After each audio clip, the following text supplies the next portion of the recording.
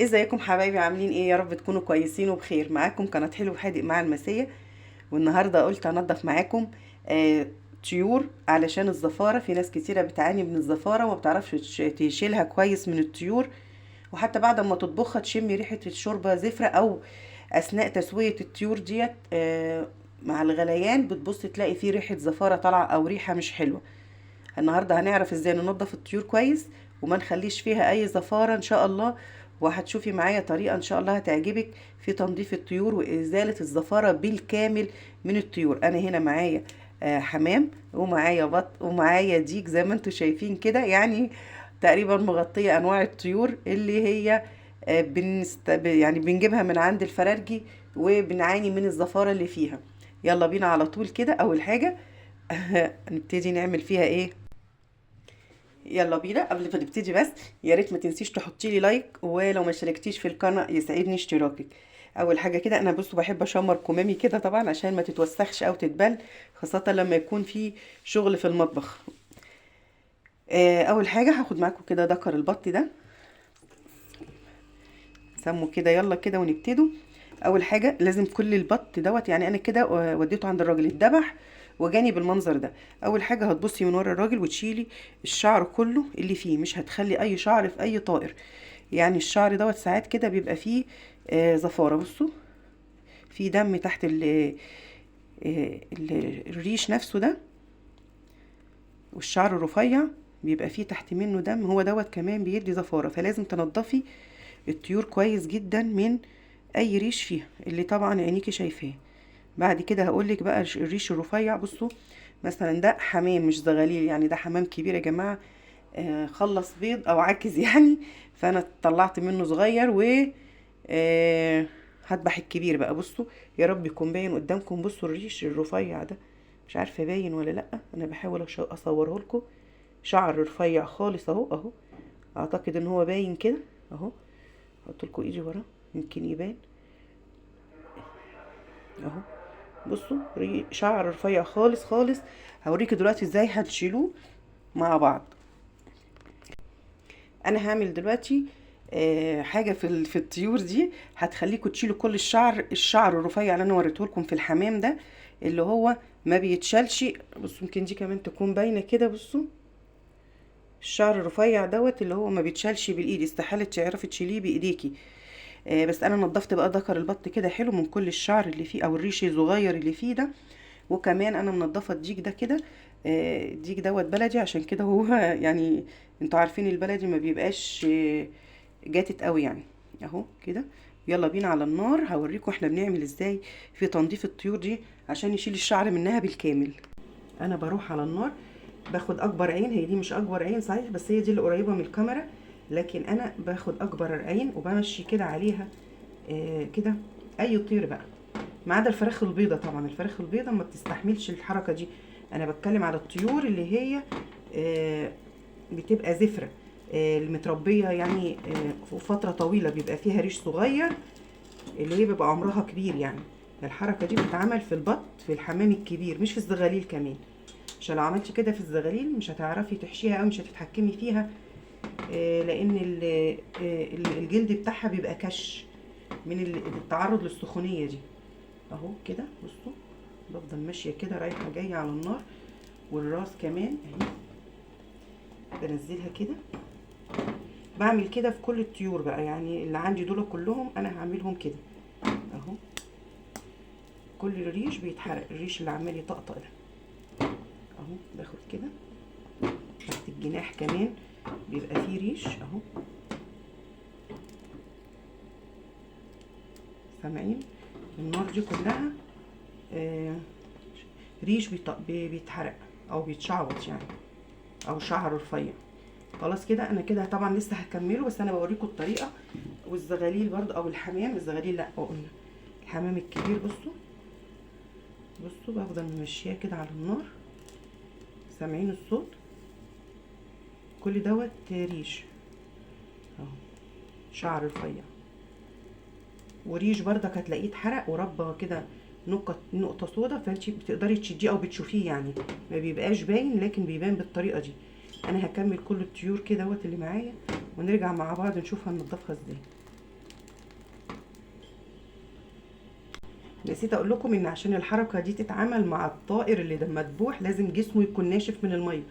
يعني لو ما انت بتذبحيهم بره خلاص ريشتيهم، بتسيبيهم شويه كده في الهواء 5 دقايق 10 دقايق، لو في مروحه بتشغليها لهم الجسم ينشف علشان النار تقدر تشعوط الشعر. هي دي بس التكه اللي انا كنت عايزه اقولها لكم، نسيت اقولها لكم. لكن لو هو مبلول طبعا هينقط ويغرق الدنيا دم، وكمان مش النار مش هتاكل الشعر، يعني مش هتشعوط الشعر دوت. فهو لازم يكون الطائر ناشف نفسه ما فيهوش اي ميه. اهو شايفين كده كل الطيور اللي تتشعوط كده على النار تكون ناشفه. بصوا مكان الريش او الشعر الرفيع، بصوا هو اتشعوط كده، بمجرد ما بيدخل يتغسل خلاص هو بيطلع كل النقط السوداء دي او النقط السوداء دي كلها بتطلع خلاص، ما بيبقاش ليها اي اثر. بس لو في ريشه بتبان معاكي وتقدري ان انت تشيليها. هبتدي دلوقتي يلا نفتحهم مع بعض. انا فتحته، طلعت الاحشاء بتاعته. اول حاجه شلتها لما طلعت الاحشاء بتاعته هي المراره، عشان ما تتفتحش وتمرر الحاجه اللي هتيجي عليها الاكل يعني، او الكبده اللي هي هتتفقع فيها. اهو كده بصوا، عشان كده الراجل مصفيه حلو من الدم. بصوا انا فتحته ما جبتش لسه جنبه ميه، لازم الراجل يصفي الحاجه المذبوحه حلو من الميه. اطلع القلب اهو، اهو واطلع الرئه بتاعته. بصوا كله كده بيطلع وبيتنضف حلو خالص بقى من جوه. اي حاجه فيها دم تلاقيها عرق يعني، في دم ولا حاجه تشيليها عشان الزفاره. اهو بصوا انا طلعتهم اهو، اهو طلعتهم كلهم اهو، اهو كده. انا هبتدي بقى ايه اروح اغسله. في حاجه كمان ما طلعتش اهي، الزماره بصوا اهو هو كده نضف تماما. هنيجي بقى هنا عند المؤخره بتاعته دي، وايه هنفتحها كده. مش هشيلها كلها، لا هي ما بتتشالش يا جماعه، دي هي حلوه يعني، هي بتعمل شوربه حلوه لان هي بتبقى دسمه، فبشيل اللي جواها ده كده. هي ما بتتشالش كلها اهي، بنضفها حلو كده كويس جدا اهو. نضفتها مفيش اي حاجه فيها. باجي تحت هنا اهوت بنضف بردك اللي يعني لو في حاجه كده قابلتني اهو بشيلها اهي، بقت نظيفه تماما. باجي كده على اللي ورا ده، بصوا ده بيتشال، لازم يتشال.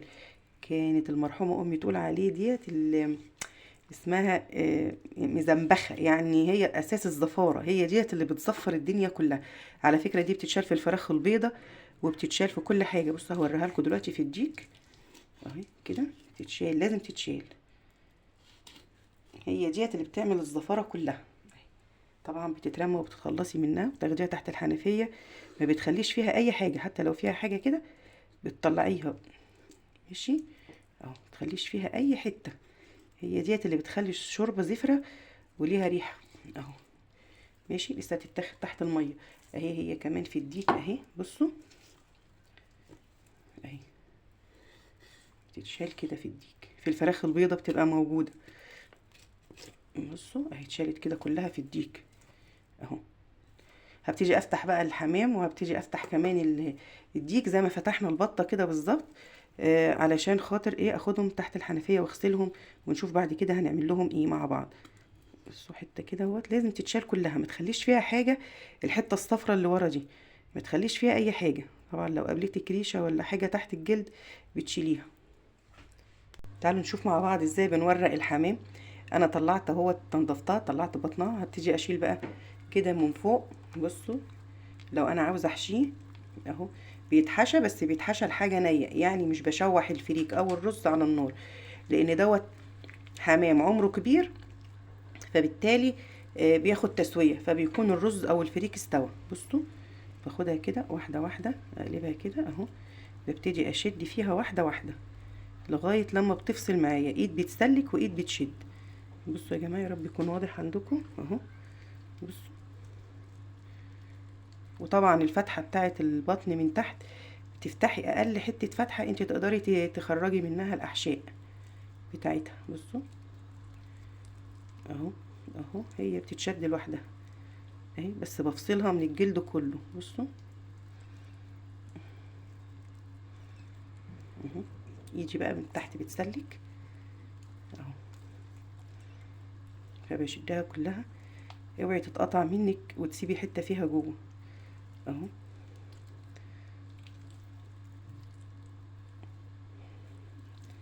لغايه لما بتسلكيها كلها تفضلي تسيسيها كده. طب لو اتقطعت منك حته بتسيبيها وتمسكي في حته تانية اهي، لسه لها اهي.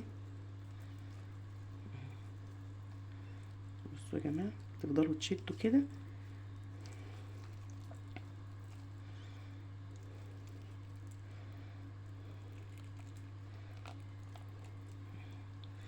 تتسلك كلها اهي.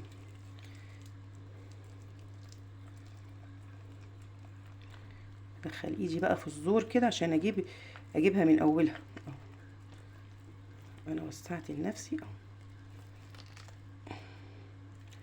اهي، طلعت كلها. بصوا نضيفه زي الفل اهي، ما اتقطعتش مني وسبت حته جوه ولا حاجه اهو. بصوا كلها جلد اهي اهو. لازم تسيسيها لغايه لما تطلعيها كلها، حتى لو اتفتحت منك كذا فتحه بتفضلي بردك تسيبيها وتمسكي في حته تانية بتلاقيها اتسلكت اهو. بصوا تيجي بقى نورقها سوا، تجيبيها كده من فوق من عند الرقبه اهو، تفضلي تسلكي واحده واحده بصوابعك.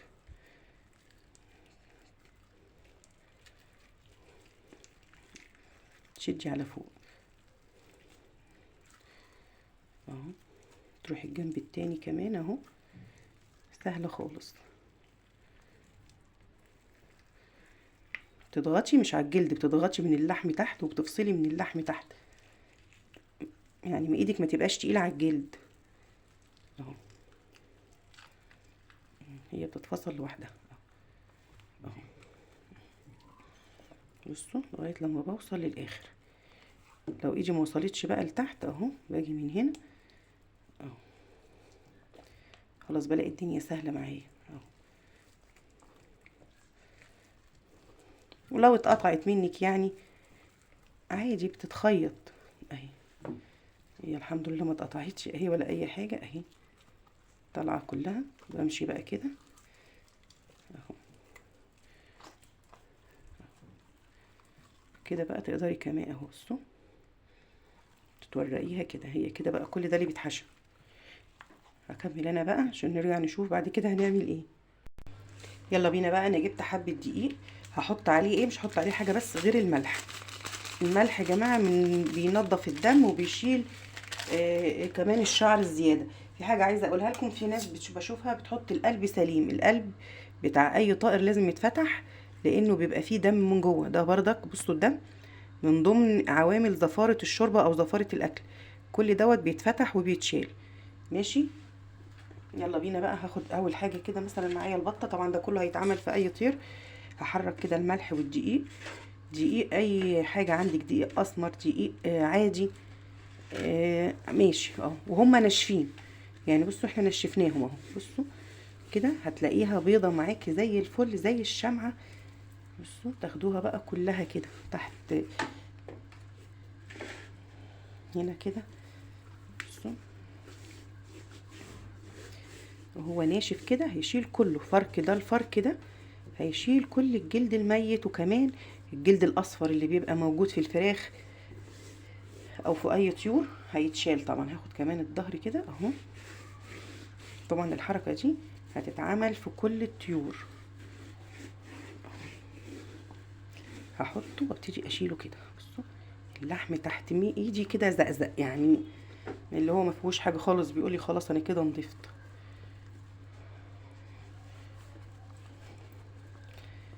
طبعا احسن تعملي ده كله في الحوض، بس انا قلت اعمله هنا من غير ما تفتحي ميه. بصوا يا جماعه كل دوت الفرك ده بيطلع كل حاجه موجوده. هاخد برضو الرقبه كده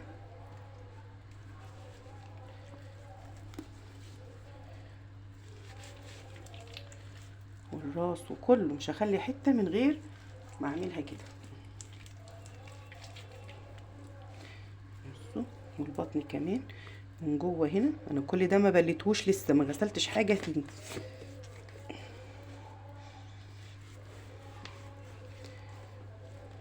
الدقيق والملح هيمتصوا الدم كمان الزياده في اي حته. بصوا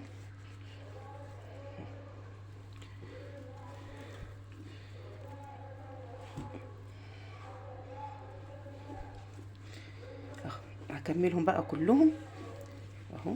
بصوا ايدي اتبلت من البطن بتاعتهم وفركت كله كمان. بصوا اظن بعد المساج اللي احنا عملناه له ده كله استحاله تلاقي فيه شعرايه، يعني احنا خلينا شمعه اهو. اكمل انا بقى عشان ما اطولش عليكم. يلا بينا بقى هنعمل محلول النقع. انا عارفه ان انا طولت عليكم، بس مش معقوله بعد ما تتفرجي على الفيديو ده تطلعي والطيور بتاعتك فيها زفاره. انا هحط كده حوالي رتلين ميه، وهحط عليهم حوالي 3 4 معالق سكر اهو كده ماشي. يعني السكر كمان بيسحب الدم. هحط كمان 3 4 معالق ملح اهو كده، وهحط كمان معلقه واحده خل بس. لو عندك ليمونتين حطي، انا عندي ليمونه واحده عشان كده حطيت معلقه خل. هحط بقى الليمونه اهو، هعصرها حلو قوي اهو، وهرمي القشر فيها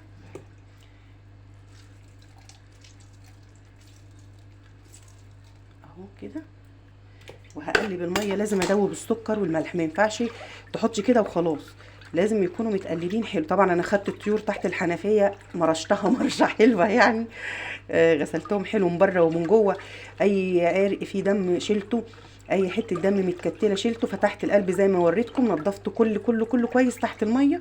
وهبتدي دلوقتي انقعهم في الميه. بصوا ذكر البط بقى زي الفل. بصوا اهو، بصوا طبعا المكان ده كله بقى لازم يتصبن حلو بالصابونه. بصوا بالليفه وبالكلور وبكل حاجه يعني اهو. وادي الديك. طبعا محلول النقع ده ينفع تحطيه بقى في التلاجة كده وتبيتيه ليله بحالها. لو انت مستعجله عليه تحطيهم ساعتين 3 كده. بصوا العرق ده كمان بيبقى فيه دم ساعات، بيبقى في مطرح الذبح يعني، فبشيله اهو. ينفع تنقعيهم كده تلاجة وتسيبيهم يوم وليلة، يعني هتلاقي المية بقى لونها وردي اهو كده. هتحطي بقى معاهم الكبد والقوانص بتاعتهم. انا غسلتهم طبعا غسلة حلوة زي ما قلت، فتحت القلب اهو غسلته ما فيهوش دم خالص كده. بقى انسي ان انت تلاقي زفارة في اي حاجة انت بتذبحيها، ولو لقيتي زفارة يبقى تغيري الفرارجي بتاعك، لان ده بيبقى عيب من العلفة نفسها اهو. طبعا هطلعهم كده واحطهم في الشوربة على طول، هشطفهم شطفة خفيفة تحت الحنفية، وبعد كده اروح خلاص مستعملاهم على طول بألف هنا وشفا. يا رب تجربوا الطريقه دي ان شاء الله، مش هتشموا اي زفاره في الطيور. يا رب ما كنتش طولت عليكم، والى اللقاء في فيديو جاي ان شاء الله مع حلو حادق مع المسيه. باي.